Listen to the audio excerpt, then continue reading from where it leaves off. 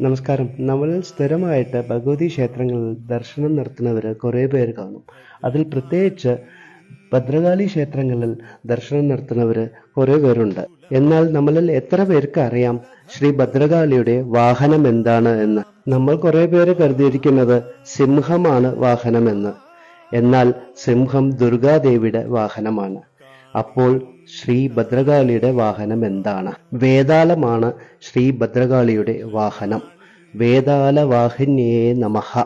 ഈ ഫോട്ടോയിൽ കണ്ടാൽ മനസ്സിലാകുന്നതാണ് ശ്രീ ഭദ്രകാളി ദേവി വേതാളത്തിന്റെ കഴുത്തിലിരുന്നിട്ട് കാല് രണ്ട് സൈഡിലേക്കും ഇട്ടിട്ട് ഇരിക്കുന്നതാണ് ദൃശ്യങ്ങൾ.